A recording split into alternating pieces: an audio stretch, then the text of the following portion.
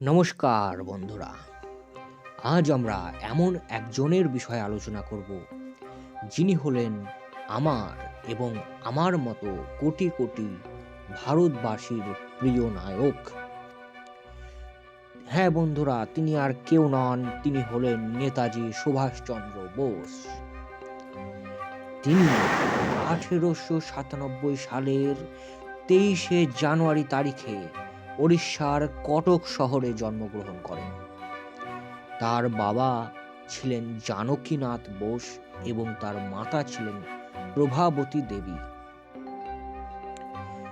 নেতাজি একজন খুব ভালো ছাত্র ছিলেন।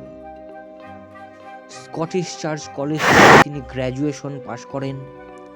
এরপর তিনি আইসিএস এক্সামিনেশন দিয়ে চতুর্থ স্থান অধিকার করেন, কিন্তু তিনি চাকরি করার বদলে ভারতের স্বাধীনতা সংগ্রামে যোগদান করার সিদ্ধান্ত নেন।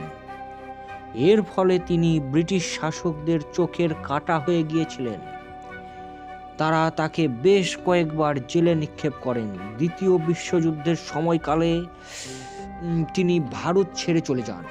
তিনি আজাদহিন্দ ফৌজের নেতৃত্ব দিয়েছিলেন এবং ব্রিটিশ শাসকদের বিরুদ্ধে লড়াই করেছিলেন, কিন্তু ভাগ্যের পরিহাসে তিনি যুদ্ধ বন্ধ করতে বাধ্য হন। শোনা যায় প্লেন ক্র্যাশে নাকি মারা যান।